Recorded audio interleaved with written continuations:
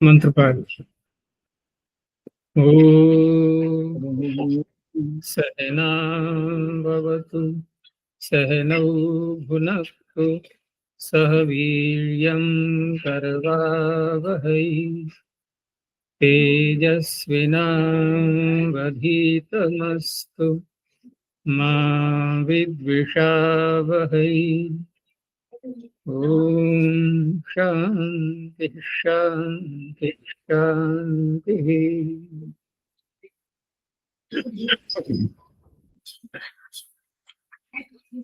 प्रारंभिक रचना अनुवाद कौमुदी की 16वीं कक्षा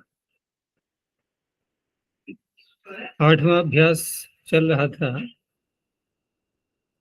उसमें आधा भाग हमने देख लिया था।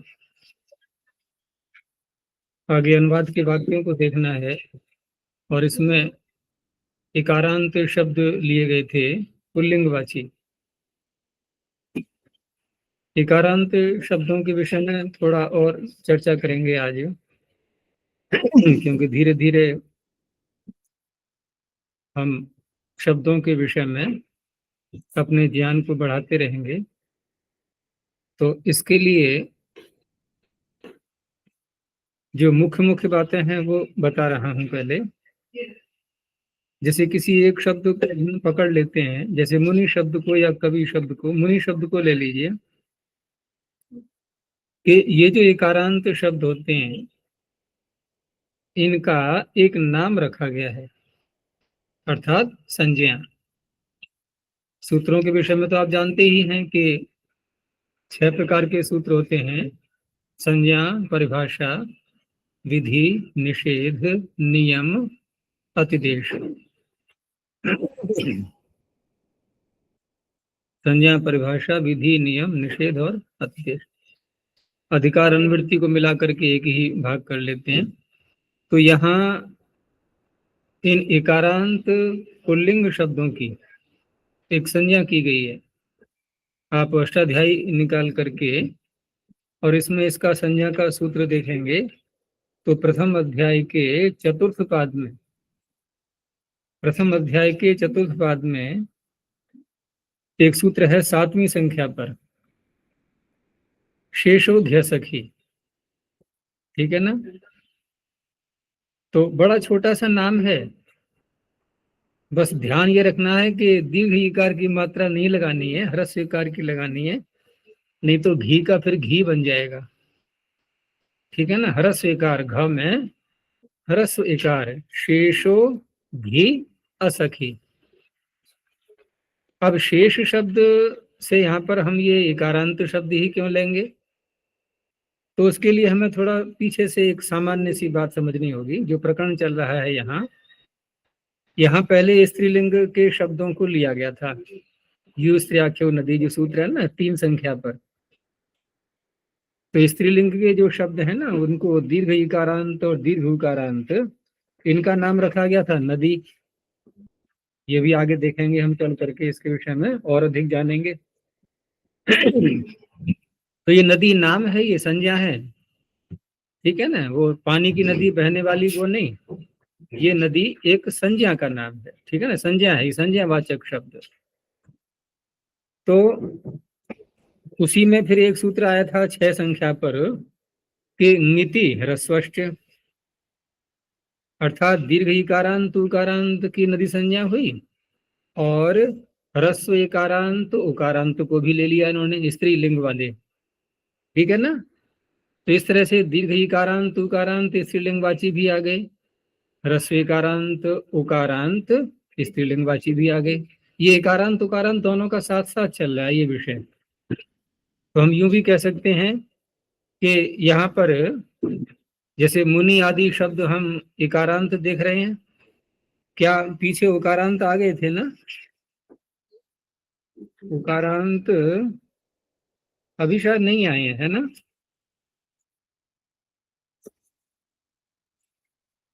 गुरु का आया था ना थोड़ा, एक बार वो ना गुरु का एक शायद हमें अच्छा आ गया था।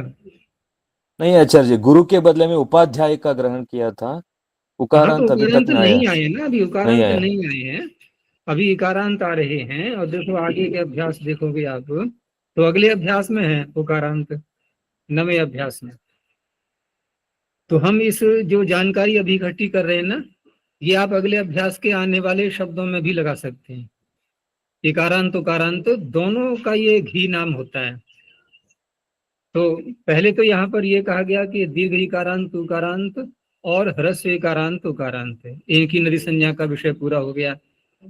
उसमें थोड़ा विभाग किया गया है कि दीर्घ इकारांत उकारांत की कहाँ कहाँ होगी, और ह्रस्व इकारांत उकारांत की कहाँ कहाँ होगी। कहाँ कहाँ का तात्पर्य किन किन प्रत्ययों के परे रहते। तो ये जो प्रत्यय है ना, सु औजस आदि, इसमें भी बहुत बड़ा विज्ञान छिपा हुआ है इन प्रत्ययों में भी। देखो इसमें 4 प्रत्यय ऐसे हैं जिनमें ngकार लगा हुआ है। चतुर्थी का एक वचन, पंचमी का एक वचन, षष्ठी का एक वचन और सप्तमी का एक वचन। समझ में आ रहा है पूरा? ये 4 शब्द है ना, 4 प्रत्यय, ङे, ङसी, ङस, ङी, सभी में ngकार अनुबंध लगा हुआ है। और ngकार इत संज्ञा जिस प्रत्यय में होती है उस प्रत्यय का नाम हो जाता है फिर ङित। तो ये 4 प्रत्यय ऐसे हैं ना, इनको कहते हैं ङित प्रत्यय। अभी कुछ और बातें भी इसमें बताएंगे आगे चल के प्रसंगवश।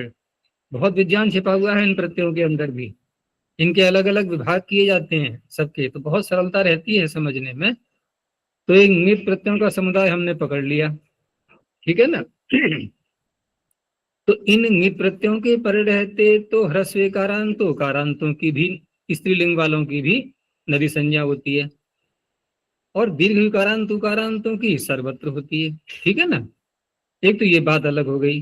अभी इस पर और अधिक विस्तार नहीं करेंगे, हमारा विषय यहाँ पर है पुल्लिंगवाची शब्दों का।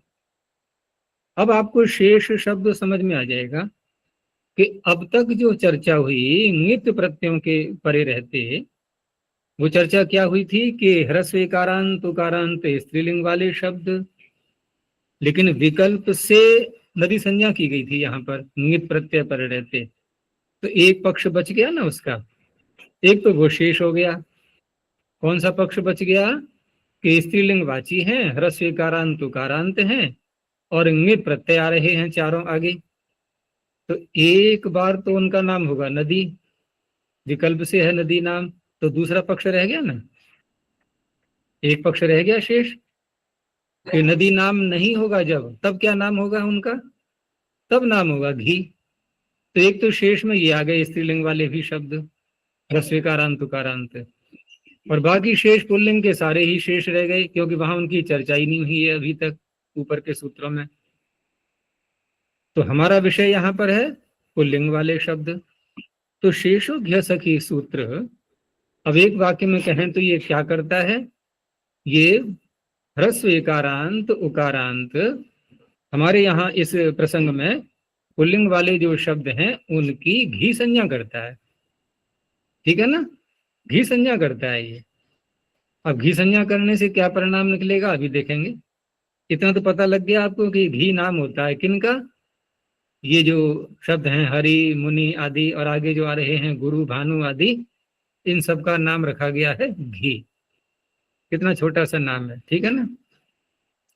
अब इस नाम को बना करके क्या लाभ लेंगे, तो आप निकालो 7वां अध्याय, ठीक है ना। देखो यहाँ छलांगे लगाई जाती हैं अष्टधाई में, है ना, जंप लगाए जाते हैं, कभी कहीं कभी कहीं कभी कहीं, इसीलिए कहा जाता है कंठस्थ होना चाहिए, ठीक है ना।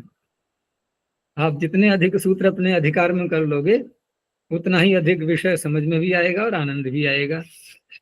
तो यहाँ 7वें अध्याय में तृतीय पाद में 78 संख्या पृष्ठ निकालो, 78 संख्या, ठीक है ना। और वहां देखो एक स्थान पर घी शब्द में षष्ठी विभक्ति लेकर के, और घी का बन जाता है षष्ठी में घेह, जैसे मुनि का बनता है मुनेह, ठीक है ना, तो घी का बन गया घेह। तो हम यूं भी कह सकते हैं कि घी शब्द की भी घी संज्ञा हो गई, क्यों निखिल, घी शब्द की भी घी संज्ञा हो गई, ये भी तो ह्रस्व कारांत है। संज्ञावाची जो घी शब्द है इसका भी तो नाम घी हो जाएगा। तो घेर नीति सूत्र है 111, 111 दिख रहा है घेर नीति। तो घेर नीति सूत्र इसका तात्पर्य है कि हम इन सभी शब्दों में लगाएंगे। अब चाहे हम इकारांतों के रूप चलाएं अथवा उकारांतों के रूप चलाएं, घेर नीति सूत्र लगेगा। और कितने प्रत्ययों में लगेगा? 21 प्रत्ययों में से। ये भी विचार की बात है। तो क्योंकि जब नीति कहा गया है ङित, तो स्पष्ट है कि ङित प्रत्यय तो 4 ही हैं, ङे, ङसी, ङस, ङी, यही तो 4 हैं। इन चारों प्रत्ययों के परे रहते उकारांत इकारांत पुल्लिंग वाले जो शब्द हैं, इन सब का नाम जो घी रखा गया है, तो ये सूत्र क्या करेगा? ये गुण करता है इनको। ऊपर से देखो आ रहा है ह्रस्वस्य गुणः 108 संख्या से गुण करता है ये। अब गुण शब्द परिचित है आप लोगों को या अभी अपरिचित है? परिचित है आचार्य जी। अदेंग गुणः, ठीक है ना, दूसरा ही सूत्र है हमारा प्रत्याहारों के अतिरिक्त। तो अदेंग गुणः यानी कि अ, ए, ओ, इन 3 वर्णों का नाम गुण होता है, अ, ए, ओ। तो यहां पर गुण करेगा तो ई जो एकारांत शब्द है ई, तो ई को गुण क्या होगा? ए। और जो उकारांत आगे आएंगे अगले अभ्यास में, उसमें उकार को गुण क्या होगा? ओ। ए भी गुण है, ओ भी गुण है। तो जैसे मुनि शब्द है तो क्या बन जाएगा इसका? मुने। गुरु का क्या बन जाएगा? गुरु। आगे प्रत्यय जोड़ देना, यही चारों, ङे, ङसी, ङस, ङी, ठीक है ना। तो इस तरह से ये सूत्र गुण करता है यहाँ। एक तो हमें ये पता चला। तो अब हम जब यहाँ रूप चलाएंगे इन शब्दों के, तो जब चतुर्थी से लेकर के और सप्तमी तक के रूप चलाएंगे, तो चतुर्थी, पंचमी, षष्ठी, यहां तो बिल्कुल पक्का हो गया, ठीक है ना। सप्तमी में थोड़ा सा भेद आएगा। तो इन 3 स्थलों पर तो इकार का एकार हो जाएगा। तो चतुर्थी का कौन सा प्रत्यय है? आप रूप बना लो, अपने आप बना लोगे अब आप। मुनये। नहीं, अलग अलग करके बता, दूसरों को समझाते हुए। जैसे अच्छा। मुनि शब्द है, मुनि शब्द है, मुनि के आगे ए आ गया, यानी ङे आ ए, गया, ङे का ए, बचेगा ए। ये और घेरमिति सूत्र से हमने मुनि को कर लिया मुने। मुने। अब तो केवल संधि वाला कार्य रह गया। एचो यवा यवा। हाँ, एचो यवा यावह, यवा। एकार के स्थान पर अय आदेश अय। हो गया। तो मुने का बन गया मुनय, आगे एक ही मात्रा लगा दो, मुनई। अब पंचमी और षष्ठी इनके दोनों की एक ही जैसे बनेंगे। क्यों बनेंगे? कारण पता है? अनुबंध हटाकर अस अस ही बचेगा आचार्य जी। हाँ, और थोड़ा खोलो कि ङसी और ङस, यस। इनमें से सारे अनुबंध हटा दो, ठीक है ना। जैसे सब्जी को छील देते हैं ना, छिलका अलग कर देते हैं, तो अनुबंध क्या है? ये छिलके के समान है। इनको हटा दिया तो ङसी का भी अस बचेगा और ङस का भी अस बचेगा। जब प्रत्यय में समानता है दोनों में, तो फिर जो रूप बनेगा उसमें भी समानता आएगी। अब यहां भी ऐसे ही करो, मुनि का मुने कर दो, आगे अस है। अब कौन सा सूत्र लगना चाहिए? ससज शुरू। नहीं नहीं नहीं, वो तो लगेगा, वो तो अलग बात रही। पहले हम संधि करें यहाँ पर, क्योंकि ए है, आगे आकार आ रहा है। मुने अस, दोनों ही स्थलों में। तो यहाँ लगता है एंगः पदांता दति, दति। ठीक है ना। जैसे हम अतोरो रप्लुता दप्लुते लगाने के बाद करते थे ना, एंगः पदांता दति लगाते थे ना आद गुणों के बाद, यहां पर भी लगता है। तो ये जो अस का आकार है ना, और ये इधर का जो ए आ रहा है, ये दोनों को हटा करके पूर्व रूप यानी कि ए ही रहेगा। तो बन गया मुनेस। अब आप कर लो विसर्जन ही। तो मुने है, पंचमी का एक वचन भी मुने है, षष्ठी का एक वचन भी मुने है, ठीक है ना। सप्तमी में अंतर पड़ता है, क्योंकि सप्तमी में भी तो ये गुण की प्राप्ति कराएगा, वो भी तो अंगित प्रत्यय है, अंगी। लेकिन वहां दो कार्य होते हैं एक साथ सप्तमी में, और उसका सूत्र है इसमें 118 संख्या पर, औद अच्छ घेह, औद अच्छ घेह। तो दो कार्य कौन सा कर रहा है ये? एक तो औकार आदेश कर रहा है, दूसरा अत च और आकार आदेश कर रहा है। लेकिन जिनको कर रहा है वो अलग अलग वर्ण है।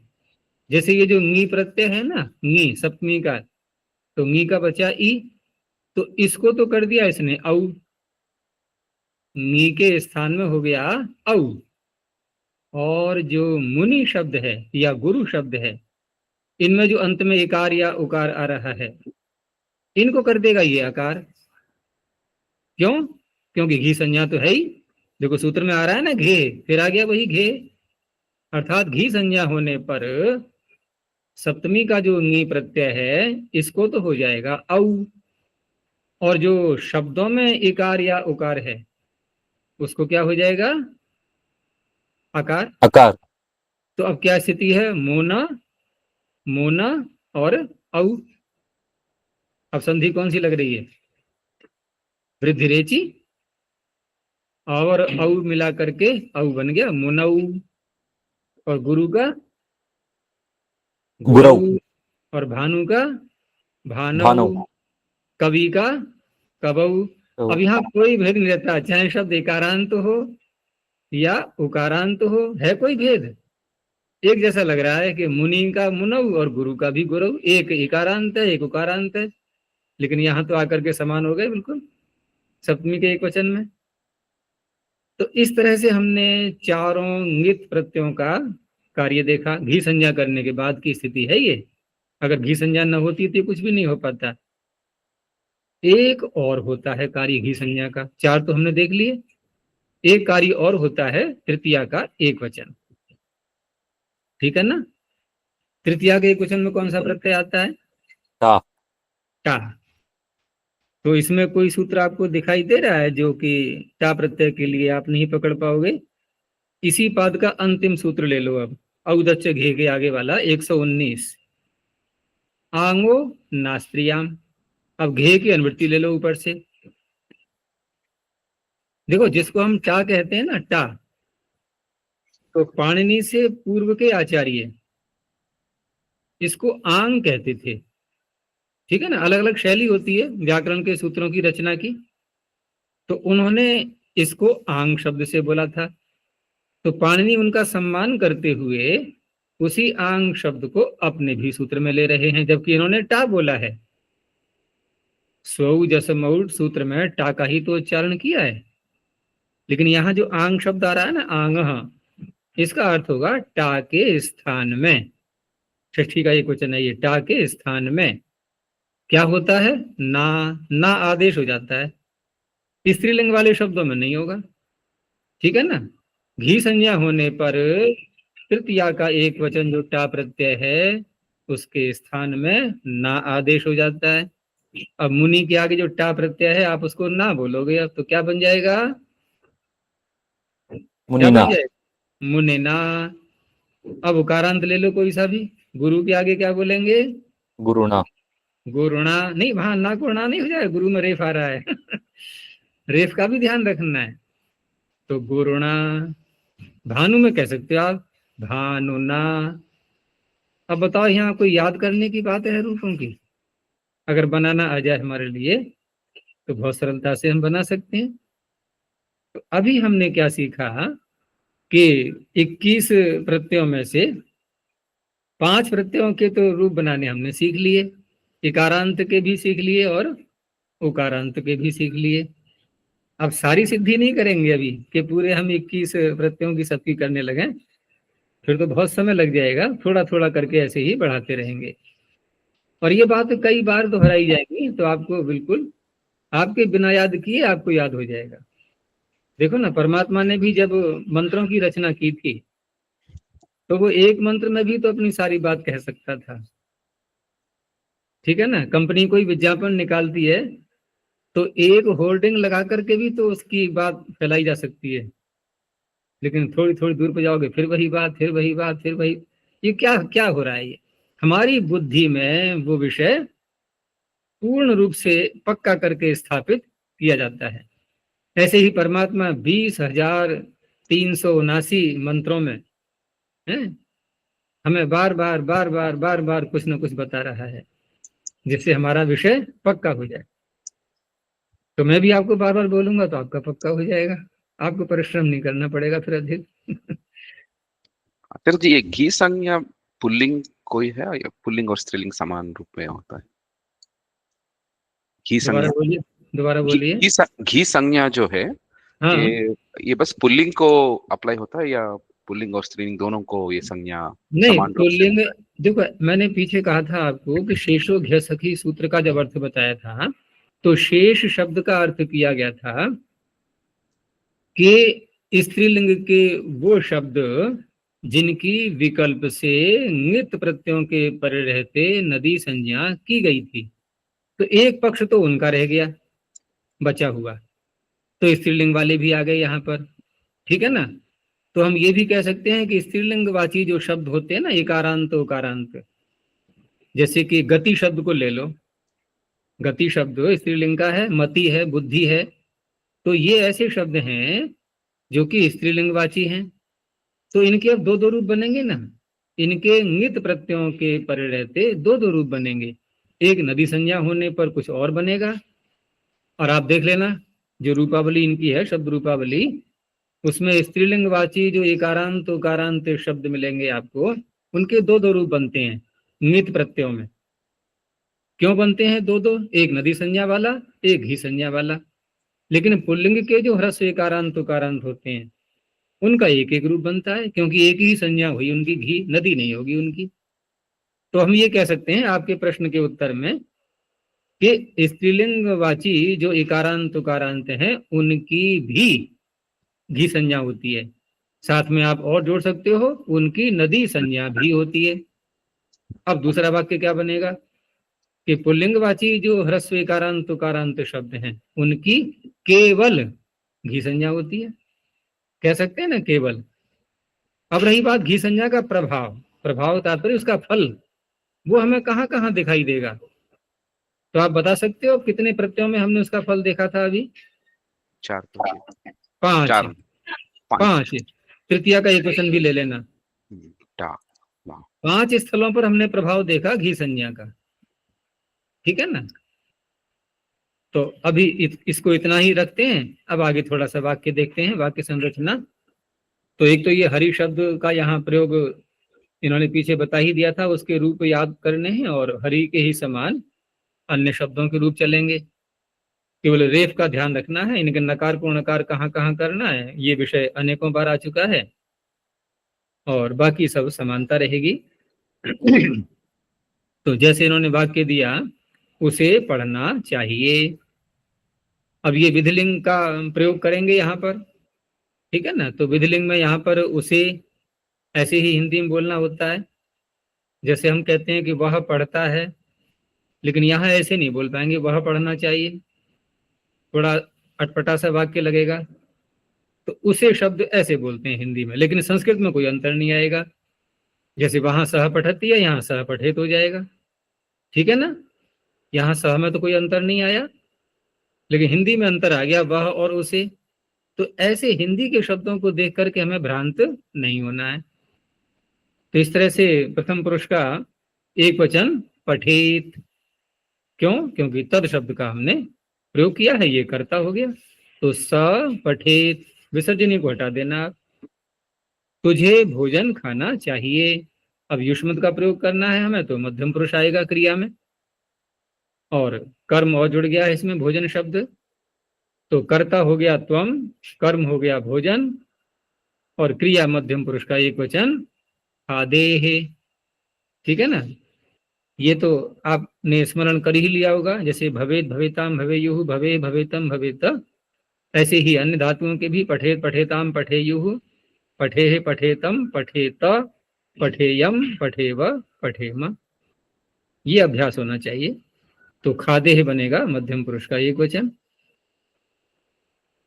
ऐसे ही आगे है मुझे जाना चाहिए, तो मुझे जाना चाहिए में यहाँ पर ये मध्यम पुरुष उसका उत्तम पुरुष का हो गया, ठीक है ना। तो उत्तम पुरुष में यहाँ अस्मद शब्द का प्रयोग करेंगे, अहम ये कर्ता के रूप में आ गया। और उधर उत्तम पुरुष में क्रिया कैसे बनेगी एक वचन में, गच्छेयम। पूरा रूप बोलेंगे तो कैसे, गच्छेत, गच्छेताम, गच्छेयुः, गच्छेः, गच्छेतम, गच्छेत, गच्छेयम, गच्छेव, गच्छेम। तो गच्छेयम आ जाएगा, अहम गच्छेयम है। त्वम दुर्जनेन सह न तिष्ठे। तो यहाँ एक विषय ये भी आया था कि जब सह शब्द का या उसके पर्यायवाची अन्य शब्दों का प्रयोग करते हैं तो उसके साथ में जो शब्द होता है उसमें तृतीया विभक्ति होती है। सूत्र कौन सा था इसका, सहयुक्ते अप्रधाने, ठीक है। तो दुर्जन में तृतीया विभक्ति होगी। अब ये तृतीया विभक्ति करण कारक में नहीं है, न कर्ता कारक में है। क्या बोलेंगे इसको, उपपद विभक्ति। और दूसरी कौन सी होती है, कारक विभक्ति। तो ये उपपद विभक्ति कहलाती है। तो दुर्जनेन सह ये अलग हो गया। और तुझे नहीं बैठना चाहिए, तो त्वम न तिष्ठे है, युष्मत का प्रयोग हो गया त्वम। तो क्रिया आएगी कर्ता के अनुसार, अर्थात मध्यम पुरुष का एक वचन। आगे वह दंड से खेले, अर्थात उसे दंड से खेलना चाहिए। तो यहाँ स, अब ये जो दंडेन में तृतीया है, तो यहाँ भी क्या हम उपपद विभक्ति कह सकते हैं इसको, अथवा कारक विभक्ति कहेंगे। बताओ क्या लग रहा है। जैसे दुर्जनेन में तृतीया थी पहले, तो वहां तो तृतीया हमने सह के कारण से की थी, तो उपपद विभक्ति नाम दे दिया इसको। लेकिन यहाँ तो सह शब्द नहीं है, क्या ऐसा मानना है कि छिपा हुआ है, छिपा हुआ है सह शब्द, क्या ऐसा कह सकते हैं। जी, कारक होगा यहाँ पर, हम्म, कारक के रूप में ही आएगा ये तृतीया इसकी। छिपा हुआ क्यों नहीं माने हम सह शब्द को, कि तुझे दंड के साथ खेलना चाहिए। पता है क्या अर्थ होगा इसका, फिर कि दंड भी खेलेगा, तू भी खेल, और दोनों साथ साथ खेलो। जैसे पीछे था कि दुर्जन के साथ तुझे नहीं रहना चाहिए, तो इसका अर्थ है कि जो रहने की क्रिया है ना, बैठने की, वो दुर्जन भी तो कर रहा है, दोनों कर रहे हैं ना। लेकिन यहाँ क्रीडन क्रिया दंड तो नहीं करेगा। तो दंड क्या है, साधन। और साधक तमम करणम, जो साधक तम होता है, सबसे अधिक साधन के रूप में प्रयोग में आता है क्रिया के करने में, उसकी करण संज्ञा होती है। तो ये कर्तृकरणयोस् तृतीया, ठीक है ना। तो तृतीया विभक्ति ये करण कारक में है, यानी कारक विभक्ति है ये। तो स दंडे न क्रीडे। सन्यासी के साथ कवि रुकता है, बैठता है। तो यहां हम कह सकते हैं अब ये उपपद विभक्ति है, क्योंकि दोनों क्रियाएं कर रहे हैं। यति भी कर रहा है वही क्रिया बैठने की, और कवि भी कर रहा है। तो यतिना, अब यतिना में ना देख करके आपको अब तुरंत याद आ जाएगा कि घी संज्ञा होने से टा प्रत्यय को ना आदेश हो गया, ठीक है ना। अब आपको सरल लगेगा थोड़ा सा ये। और सूत्र अभी आपने पढ़ाई था, है 7वें अध्याय के। अभी अंगो नास्त्रियाम। पृष्ठ यदि वही खुला हुआ है तो कौन सा सूत्र था, अंतिम पाद का अंतिम सूत्र, तीसरे पाद का, आंगो नास्त्रियाम, ठीक है ना। अब आप कह सकते हो कि हमें ये सूत्र का अर्थ पता लग चुका है, ये सूत्र पढ़ लिया। तो ऐसे एक एक सूत्र सारे आते जाएंगे धीरे धीरे। तो यतिना सह कभी ही तिष्ठति, कभी ही तिष्ठति में आप थोड़ा सा आप परिवर्तन करेंगे। कौन सा, कि विसर्जनीय को सकार हो जाएगा। तो कविस तिष्ठति, क्योंकि विसर्जनीय वही प्रयोग करना है। एक बिल्कुल दृढ़ निश्चय पक्का सिद्धांत मान करके चलना है कि 7 वर्ण अथवा अवसान वहीं पर बोलना है विसर्जनीय। अन्यत्र यदि कोई ऐसी स्थिति आ रही है तो आपको कुछ ना कुछ तो परिवर्तन करना ही होगा। आगे दुर्जनेन को अर्थः किम कार्यम किम प्रयोजनम। तो ये अर्थ, कार्य और प्रयोजन ये क्या है? पर्यायवाची। तात्पर्य क्या है कहने का कि दुर्जन से क्या प्रयोजन है, क्या करेगा, ये कोई लाभ नहीं है इससे। तो ये कहने के लिए यहाँ पर जो अर्थ, कार्य, प्रयोजन ये जो शब्द आ रहे हैं, तो इन सब के साथ में भी तृतीया विभक्ति हो जाती है। ठीक है ना। अब देखो इस वाक्य में आपको क्रिया नहीं दिखाई दे रही है कोई भी। दुर्जनेन में जो तृतीया है, ये तृतीया तो हो गई उपपद विभक्ति, अर्थ, प्रयोजन और कार्य के निकट में आने के कारण से। और अर्थ का विशेषण कह शब्द, तो अर्थ पुल्लिंग में है तो कह भी पुल्लिंग में आ गया। कार्य शब्द का विशेषण किम, तो कार्य नपुंसकलिंग है तो किम भी नपुंसकलिंग में आ गया। और प्रयोजनम नपुंसकलिंग है तो किम नपुंसकलिंग में आ गया। ये तो स्पष्ट हो गया। अच्छा, अब बताओ इसमें क्रिया कौन सी छिपी हुई है, क्योंकि बिना क्रिया के वाक्य पूरा होता ही नहीं।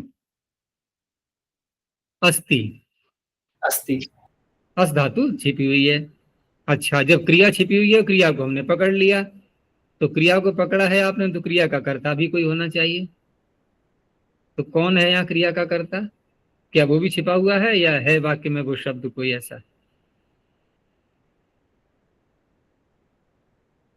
कर्ता में हम प्रथमा रखते हैं ना, कर्तृवाच्य में कर्ता में प्रथमा होती ही है। तो आपको प्रथमा व्यक्ति वाले शब्द इसमें दिखाई दे रहे हैं पूरे वाक्य में। ये कह अर्थ प्रथमा ही तो है, ये किम कार्यम प्रथमा ही तो है, ये किम प्रयोजनम प्रथमा ही तो है। ये सब अस्ति के कर्ता हैं। तो अगर हम उसको तोड़ें वाक्य को तो कैसे बनेगा? दुर्जनेन को अर्थः अस्ति, दुर्जनेन किम कार्यम अस्ति, दुर्जनेन किम प्रयोजनम अस्ति। तो अस्ति अस्ति ये किसके साथ लग रहा है? को अर्थः, किम कार्यम, किम प्रयोजनम, ये कर्ता होगा इसके। ठीक है, इस तरह से। आगे सरल वाक्य है रवि ही दिव्यति। ठीक है ना। तो रवि में विसर्जनीय न बोल करके क्या बोलेंगे अब? रविर दिव्यति। तो देखो ऐसा अभी वाक्य आया नहीं है शायद, पीछे है ना। हम लोग रेफ का कुछ ना कुछ कर रहे थे। अब तक हमने रेफ के स्थान में कुछ न कुछ किया था, लेकिन यहाँ तो कुछ भी नहीं कर रहे हैं, रेफ ही बोल रहे हैं सीधा। यहाँ तो रेफ ही बोल रहे हैं ना। तो देखो क्यों बोल रहे हैं रेफ, हमारी व्यवस्था क्या है रेफ बोलने की? विसर्जनीय कर नहीं पाए, कारण क्योंकि 7 वर्णों में से कोई है ही नहीं आगे, खर प्रत्याहार परे है ही नहीं, अवसान भी नहीं है। तो फिर विसर्जनीय करने वाला सूत्र तो चला गया उदास होकर के, उसको मिला ही नहीं अवकाश यहाँ पर। तो रेफ ही तो रहेगा, और कुछ आप रेफ को कर नहीं पाओगे। न तो यहाँ हसीचा लगा सकते हो, न अतोरो रटुता दटुते लग पाएगा, और न ही भो भगो सूत्र लग पाएगा। क्योंकि ये तीनों सूत्र अगर हम तीनों को एक साथ मिला दें तो तीनों सूत्रों में एक शर्त ऐसी है जो पूरी नहीं हो रही है कि रेफ से पूर्व या तो ह्रस्वकार या दीर्घाकार। यहाँ तो कुछ भी नहीं है। क्या है रेफ से पूर्व? यहाँ ह्रस्व इकार। इकार है, रविर। ठीक है ना, बस रेफ ही बोलना है, रविर दिव्यति। अच्छा, अब एक प्रश्न रखता हूं मैं आपके साथ में सामने।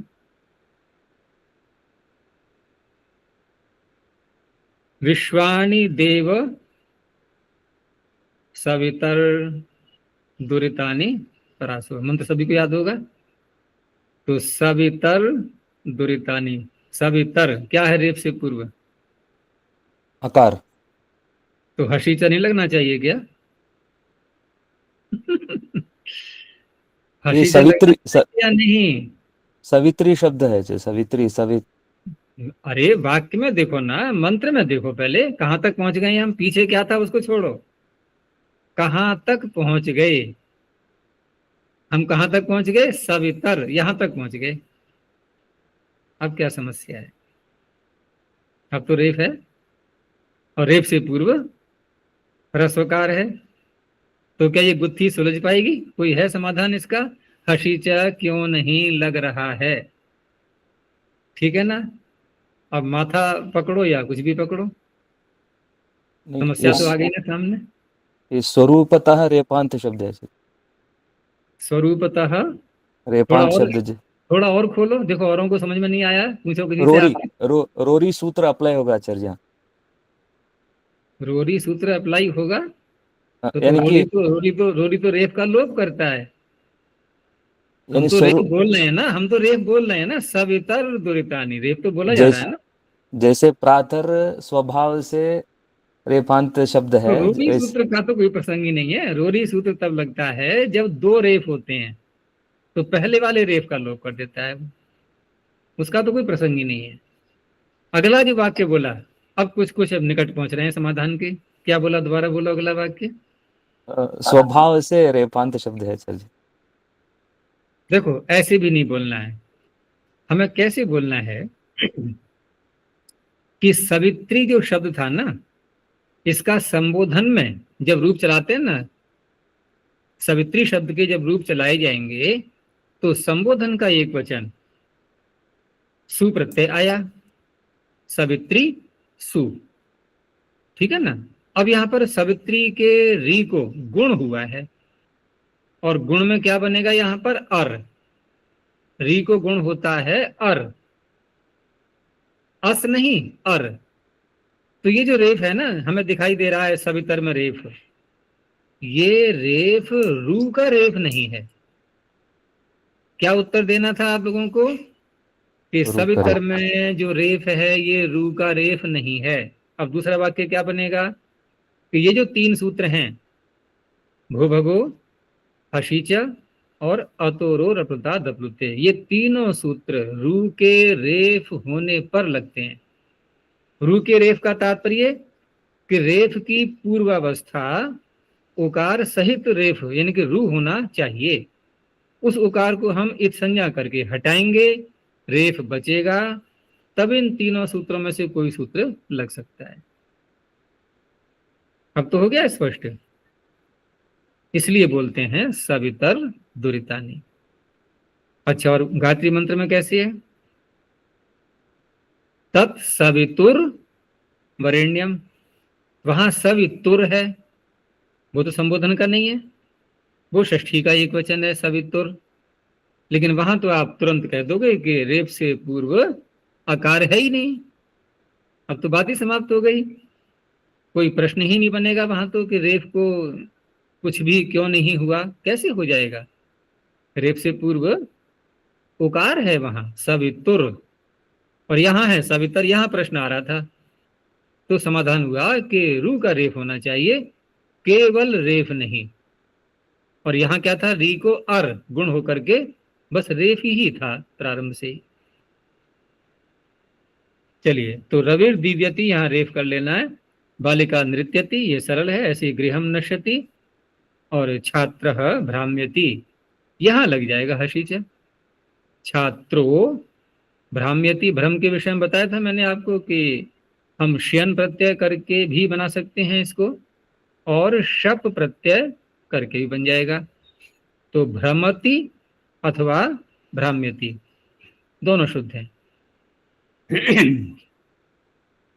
आगे अब ये वाक्य बनाने हैं, तो उसे पढ़ना चाहिए, बनाओ निखिल। सपठेत। तो ये तो पीछे यहाँ इन्होंने उदाहरण के वाक्य में दे ही दिया है ना, बहुत सरल है। आगे उसे हंसना चाहिए, सहसेत। सहसित, विसर्जनीय बोलना नहीं है सह के आगे, जब तक हल परे मिलता रहे हमें, ठीक है। तो फिर विसर्जनीय सह के आगे बोलेंगे कहां पर, कहीं है संभावना। हल परे होगा तो सु का ही लोप हो जाएगा, अच परे होगा तो तो दो सूत्र लगेगा। है, अच्छे परे हो तो दो सूत्र लगेगा। अच परे होगा तो या तो अतोरो रपता तपते यानी कि दोनों ओर ह्रस्वकार है तो वो लग जाएगा।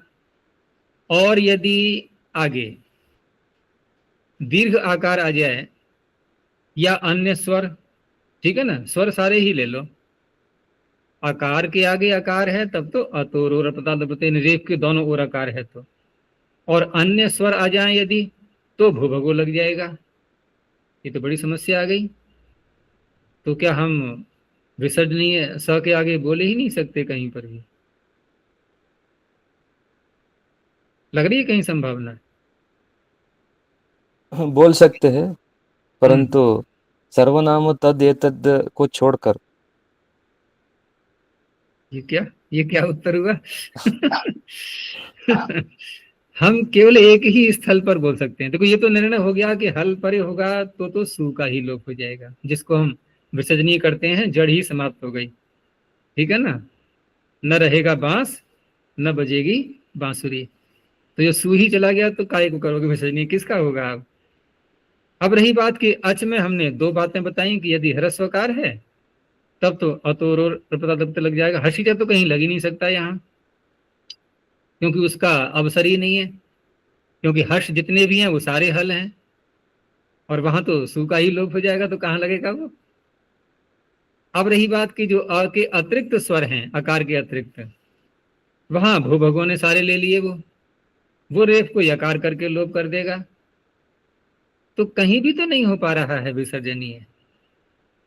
केवल एक स्थल बचता है, कौन सा? अवसान। कुछ भी परे नहीं है, विराम आ चुका है, अब बोल सकते हो आप। जैसे इसी वाक्य को यदि हम कह दें कि उसे पढ़ना चाहिए, तो पठेत सह, अब तो बोल सकते हैं, अब तो कोई समस्या नहीं है। अवसान में बोल सकते हैं बस, और कहीं नहीं बोल सकते। चलिए आगे। उसे यहां आना चाहिए। अब देखो यहां की अत्र बनाएंगे हम, अब लगा सकते हो आप अतोरो रप्लुता दप्लुते, तो सोत्र बन गया। हाँ, सूत्रागच्छेत्। जन आए ना तुरंत पकड़ लेना, बता देना तुरंत ही। तो सोत्र आगच्छेत, यहाँ संधि कर दो आप, अकह सवर्णे दीर्घ। संधि करते समय संधि का सूत्र भी हमारे मस्तिष्क में रहना चाहिए। ठीक है ना? अकह सवर्णे दीर्घ, ये बार बार पक्के हो जाएंगे फिर आपको सूत्र। तो सोत्रागच्छेत, एक ही रेखा में पूरा वाक्य बन जाएगा। उसे वहां नहीं जाना चाहिए। अब यहां हमें तत्र बोलना है सह के आगे, तो फिर सु प्रत्यय का लोप हो जाएगा, हल परे आ गया। तो स तत्र न गच्छेत। ठीक है ना? प्रथम पुरुष आएगा ना, गच्छेत, क्योंकि तत् शब्द का प्रयोग किया है हमने, ये कर्ता हो गया। तत्र अव्यय हो गया और न भी अव्यय हो गया, ये अव्यय है। अव्ययों में हम विभक्तियां नहीं देखते, आती तो है विभक्ति वहां पर, लेकिन अव्ययादाप सुपह से लुक हो जाता है।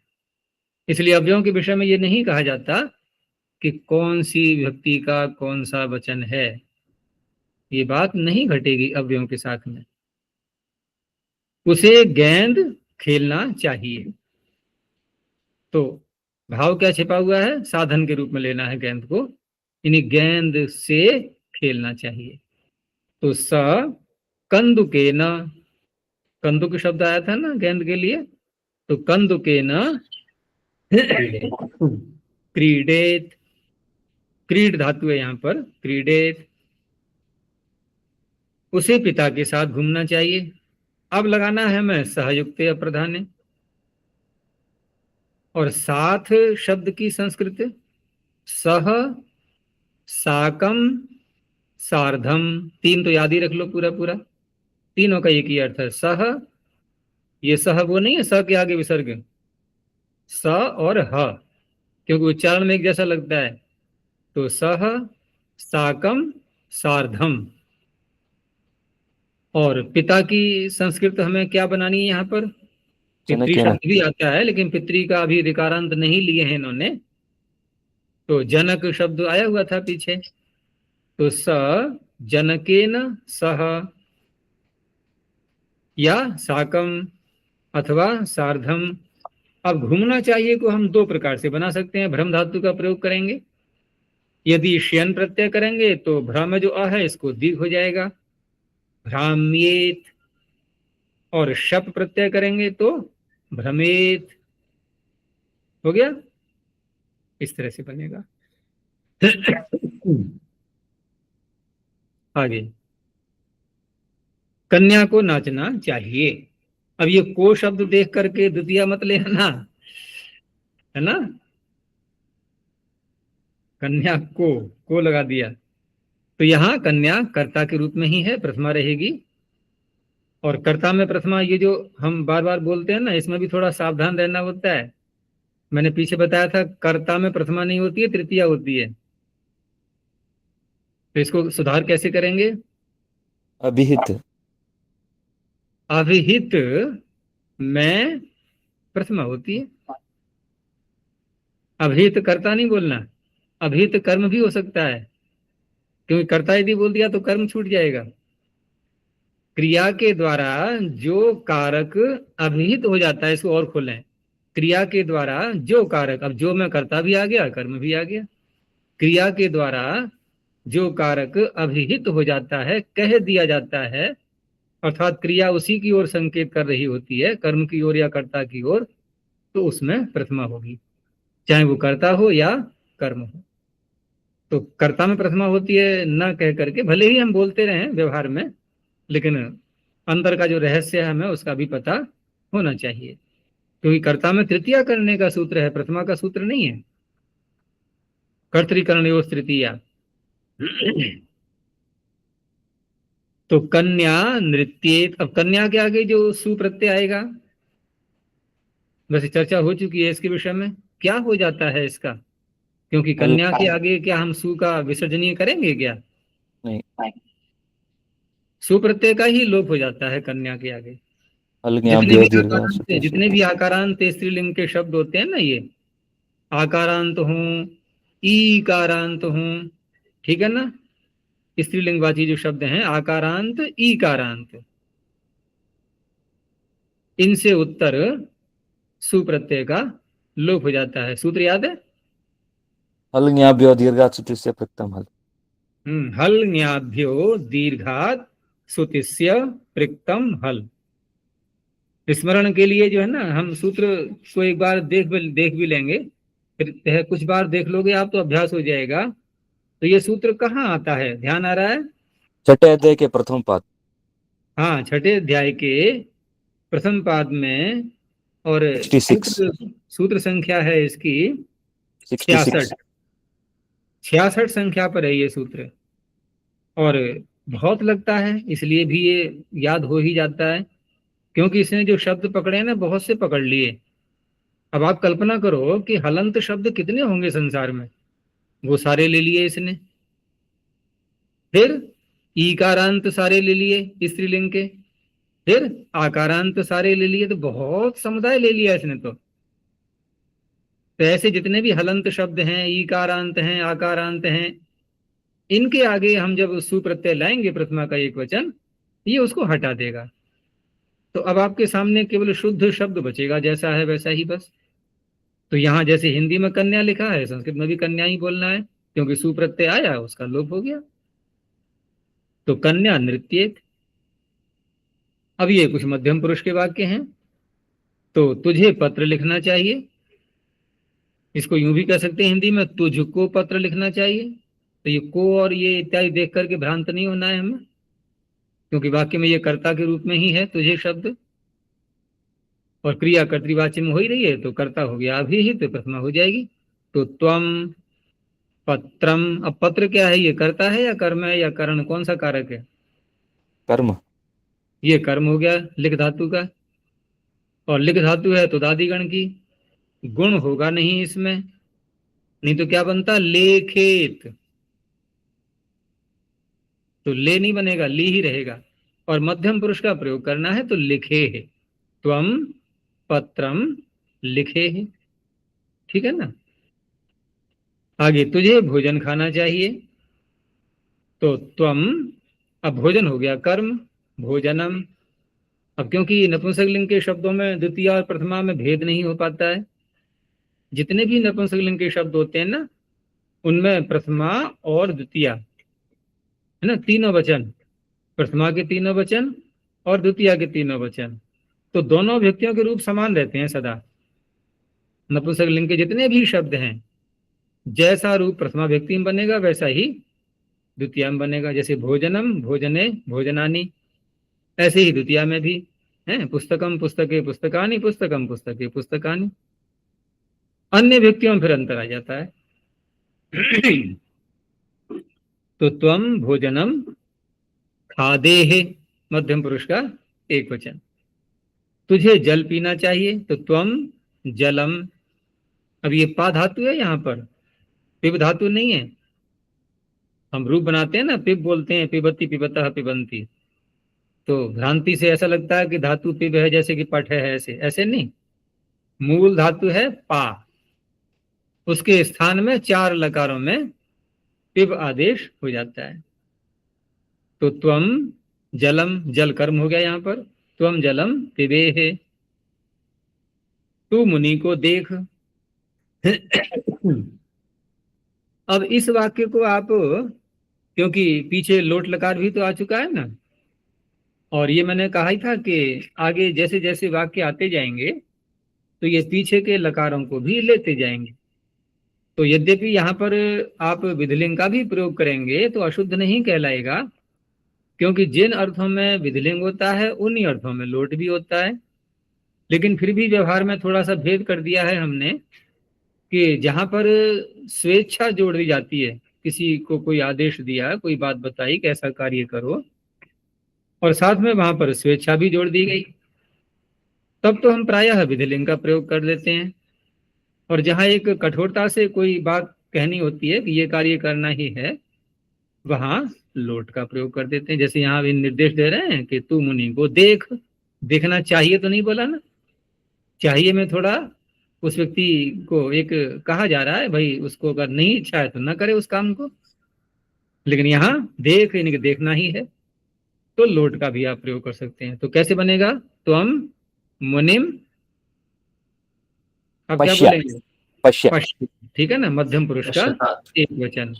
नहीं, पश्चाताप नहीं, 2 रूप बनने पर भी प्रथम पुरुष का एक वचन, मध्यम पुरुष का एक वचन, ये दोनों में 2-2 रूप बनते हैं, परंतु तात जोड़ करके जो रूप बनाते हैं ये आशीर्वाद अर्थ में आता है। ये कोई आशीर्वाद नहीं दे रहे हैं उसको। तो त्वम मुनिम पश्य, ठीक है ना। तो मुनि शब्द में यहाँ कौन सा कारक हुआ? ये मुनि कर्म कर्म हुआ। आगे तू हरि के साथ खेल, अब वही आ गया सह साकम सार्धम आदि। तो हरि में आएगी तृतीया, और तृतीया आएगी तो सूत्र वही लगना है फिर, आंगो नास्त्रियाम, ताको ना हो जाएगा। लेकिन हरि में रेफ भी तो आ रहा है, तो उस नकार को णकार भी हो जाएगा, तो हरिणा। तो त्वम हरिणा सह अथवा साकम अथवा सार्धम, और खेल अर्थात क्रीड, लोट लकार बोलेंगे तो। आगे मैं प्रश्न पूछूं, या इसको ऐसे भी कह सकते हैं, मुझे प्रश्न पूछना चाहिए। तो चाहे विधिलिंग का प्रयोग करो आप या लोट लकार का। तो दोनों में बना के देख लेते हैं। तो अहम प्रश्नम, प्रश्न कर्म हो गया। यदि हम विधिलिंग बोलेंगे तो कैसे बनेगा? पृच्छेयम्, अहम प्रश्नं पृच्छेयम्। पृच्छेयम, पृच्छेयम। और यदि लोट लकार बोलेंगे तो पृच्छामि, अहम प्रश्नं पृच्छानि, अहम प्रश्नम पृच्छानि। ऐसे ही मैं पत्र लिखूं, अहम पत्रम लिखेयम, और अहम पत्रम लिखानी। लिखानि। मुझे पुस्तक पढ़नी चाहिए, ठीक है ना। तो अहम पुस्तकम पठेयम अथवा पठानी। मैं फल चाहूं, तो अहम फलम। अब फलम में मकार लिखेंगे, यहाँ स्वर आगे आ रहा है ना, अनुस्वार नहीं कर सकते आप। तो अहम फलम, अगर विधिलिंग का प्रयोग करेंगे तो इच्छेयम, और लोट लकार बोलेंगे तो इच्छानी। मैं बंदर के साथ खेलूं, तो यहाँ बंदर के साथ या गेंद के साथ ऐसा है, ये यहाँ दोनों ही खेलेंगे। अब बंदर भी तो खेलेगा साथ में, चेतन प्राणी है, तो इसलिए क्या करेंगे? अब सह के योग में तृतीया करेंगे। न कि करण में तृतीया। ये कोई साधन नहीं है बंधन। तो अहम कपिना सह या साकम या सार्धम। अब क्रीड धातु में क्रीडेयम अथवा तो क्रीडानी, मैं सूर्य को देखूं। तो अहम, अब सूर्य की संस्कृत इन्होंने क्या ली है यहाँ पर, इकारांत शब्दों में रवि शब्द को लिया है, ठीक है ना, तो रवि का प्रयोग कर लेंगे। तो अहम रविम, रवि कर्म हो गया। अब दृश्य धातु, मूल धातु कौन सी है, दृश्य, तो दृश्य को यहाँ पर पश्य आदेश करेंगे 4 लकारों में, ठीक है ना। तो पश्य का रूप चलेगा, तो विधिलिंग में तो बनेगा पश्येयम, और लोट लकार में पश्यानि। आगे जो वाक्य दिया है उन्होंने पीछे का, लंग लकार जो आ चुका है उसको लेते हुए, तो सूर्य चमका, तो सूर्य का तो रवि शब्द है ही यहाँ विद्यमान, और चमका में दिव धातु पीछे आ चुकी है ना, या इसी में है, हाँ इसी का है, इसी अभ्यास में है दिव धातु, दिवादिगण की पहली धातु। तो इसका क्या बनेगा लंग लकार में, अधिव्यत, तो रवि ही अधिव्यत, ऐसी बोलेंगे क्या, क्या बोलेंगे, रवि रवि मधी की आगे जो सु प्रत्यय आया, सु का जो रेफ है यहाँ पर, उसको क्या करेंगे अब बताओ। देखो सीधी सी बात है, रवि नहीं, बहुत स्थूल दृष्टि से आप निर्णय कर सकते हो यहाँ पर। ये पीछे भी कहा था मैंने कि रेफ में परिवर्तन तब होता है जब रेफ से पूर्व या तो ह्रस्वकार हो या दीर्घ आकार हो। इतनी बात याद रख लोगे यदि आप, तो कभी भ्रांति नहीं होगी। यदि ऐसा कुछ भी नहीं है, न ह्रस्वकार है न दीर्घ आकार है, तो आपको रेफ ही बोलना है। यदि विसर्जनीय नहीं हो पा रहा है तो, हो रहा है तो कोई बात नहीं, तो आकार आगे आ रहा है तो कैसे हो जाएगा विसर्जनीय। तो रवि रदिव्यत, ठीक है ना, रेफ में अधिव्यत का आकार जोड़ दो, रवि रदिव्यत। आगे है बालिका नाची। अब बालिका के तो आगे सुप्रत्यय का लोप हो ही जाना है, ठीक है ना, फल न्याभ्यो से सु का लोप तो हो ही जाना है। तो बालिका आकारांत ही दिखाई दे रहा है। आगे अनृत्य, तो अकह सवर्णे दीर्घ, दोनों को मिला सकते हैं, बालिका नृत्यत। गांव नष्ट हुआ, तो ग्राम शब्द है यहाँ पर गांव के लिए, और नष्ट हुआ में हम अनश्यत का जब प्रयोग करेंगे तो ग्राम तो प्रथमा होगी ना इसमें, ग्रामः। अब ग्रामः और अनश्यत विसर्जनीय बोल नहीं सकते। अब यहाँ कौन सा सूत्र लगेगा, अतोर और अप्लुताद अप्लुते। हाँ, और इसके लगते ही 2 सूत्र और सामने आ जाते हैं तुरंत ही, पहले लिंग आद्गुणः, पदांत तो फिर एंगः पदान्तादति। तो ग्रामो नश्यत, ठीक है, गुरु शिष्य के साथ घूमता है, तो यहाँ शिष्य में जो है उपपद विभक्ति तृतीय आएगी। और अब गुरु में आप विसर्ज कर सकते हो क्योंकि शकार आगे आ रहा है, तो गुरुहु।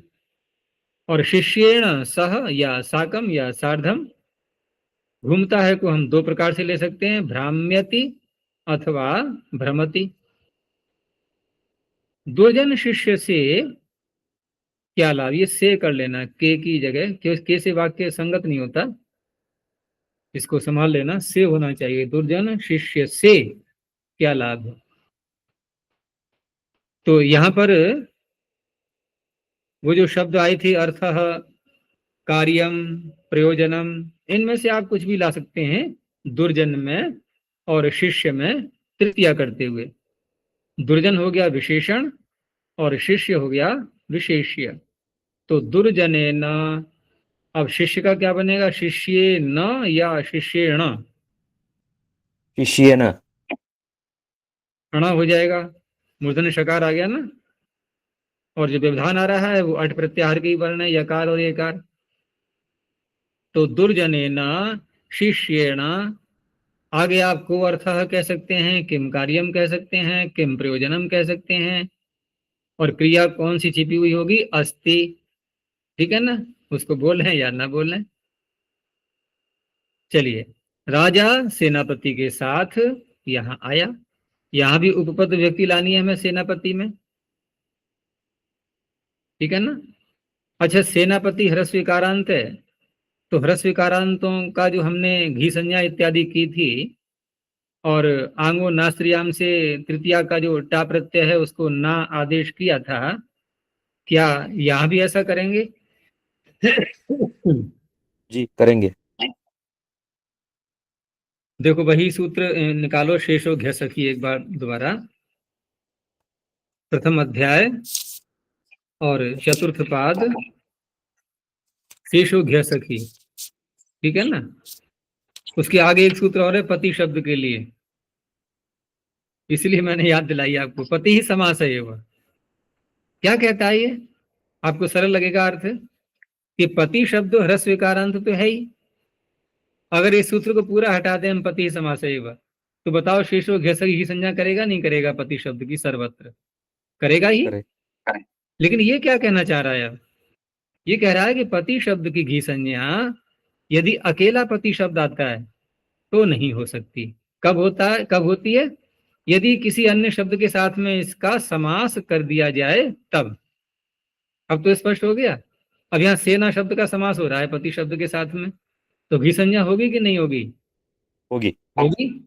होगी तो क्या बनेगा? सेनापतिना। सेना अच्छा, और यदि सेना को हटा दें तो नहीं होगी। तो क्या बनेगा पति का? फिर तृतीया में पतिना बनेगा? नहीं। नहीं बनेगा, क्योंकि नहीं घी बनेगा। संज्ञा ही नहीं हो पाई। अब तो सीधा पति है, टा का आ है, और इको यणची, यण संधि करनी होगी आपको, पत्या।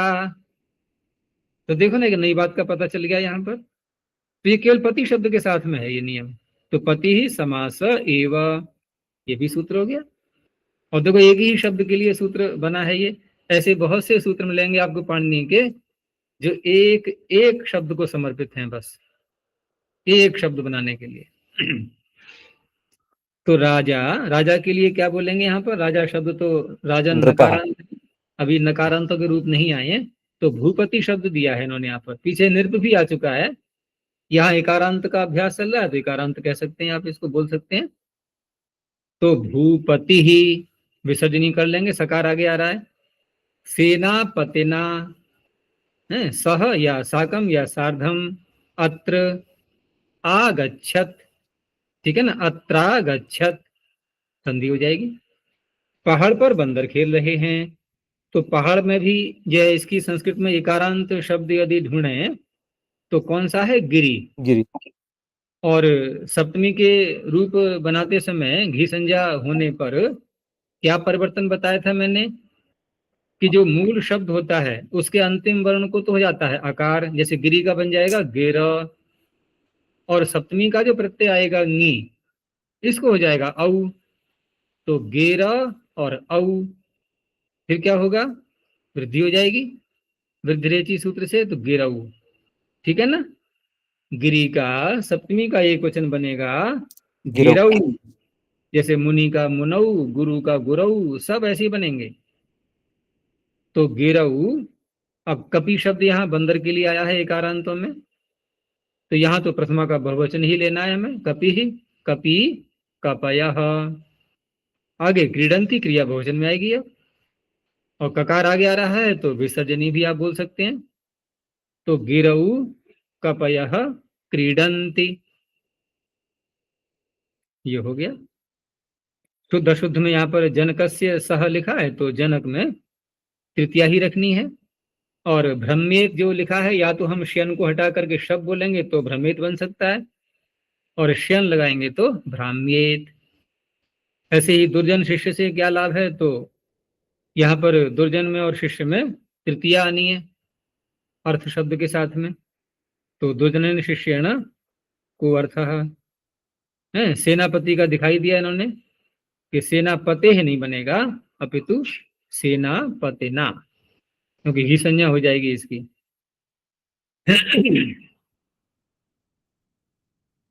और घी संज्ञा होने से टाको ना हो जाएगा तो सेनापति ना।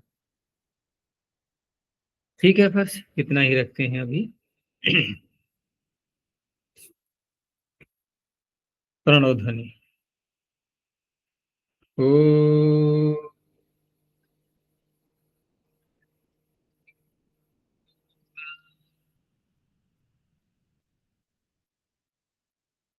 ओ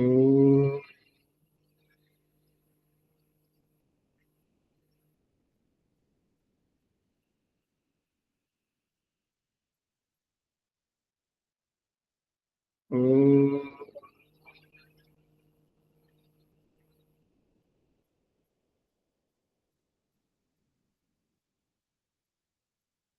शांति शांति शांति।